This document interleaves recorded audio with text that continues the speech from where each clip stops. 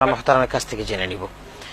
জি মুহতারাম, নামাজ বেহেশতে নামাজ না পড়লে জান্নাতে যাবে কিনা, এর আগে আরেকটা প্রশ্ন আছে, নামাজ ইচ্ছাকৃতভাবে ছেড়ে দিলে মুসলমান থাকবে কিনা।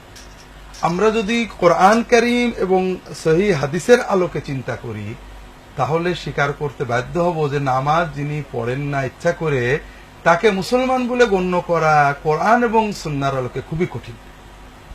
এটা অনেক হাদিসে কোরআনের আয়াত ওটা বোঝায়। মুসনাদ আহমদের একটা সহজ ছোট্ট কথা যে সাহাবায়ে কেরামগণ কোন পাপের কারণে মুসলমানকে কাফের মনে করতেন না। মুসলমান পাপ করতে পারে কিন্তু নামাজ তরককারীকে তারা কাফের মনে করতেন। এরপরও যে ব্যক্তি নামাজের গুরুত্ব স্বীকার করে, নামাজ না পড়া কঠিনতম পাপ, আমি খুবই পাপী এই চেতনা সহ যে ব্যক্তি নামাজ আলসেমি করে কাজা করে সেই ব্যক্তি মুসলমান থাকবে বলে ফুকাহারা অনেকেই বলেছেন, আমরাও বলি। তবে যে ব্যক্তি মোটে নামাজ পড়েন না ওই ব্যক্তি এই পর্যায়ে থাকে না। যে ব্যক্তি মাঝে মাঝে নামাজ পড়েন, আলসেমি করে কাজা করেন, তিনি পাপী বলে নিজেকে অনুভব করেন। কিন্তু যিনি নামাজ মোটে পড়েন না তাকে যদি বলা হয় নামাজ পড়, তাহলে সে বলবে যে আরে নামাজ পড়ে কি হবে, ও নামাজ পড়ে হচ্ছে আমি ভালো আছি, অথবা নামাজ না পড়লে কেউ আমার ইমান ভালো আছে, আমি ভালো মুসলমান।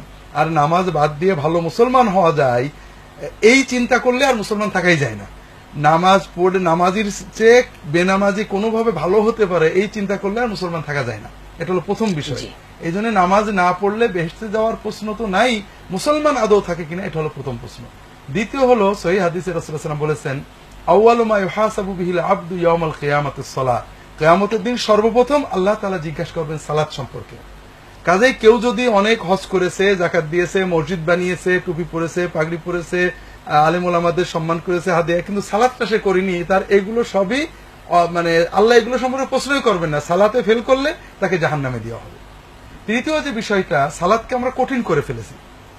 সালাত অনেক কিছু লাগবে, টুপি লাগবে, আকসাফ হওয়া লাগবে, কিন্তু এগুলোতে অপশন আছে আল্লাহ তাআলা ক্ষমা করবেন, কিন্তু সালাতের হাজিরা ক্ষমা হয় না। এই জন্য সালাত যে কোনো ভাবে হাজিরা দিতে হবে।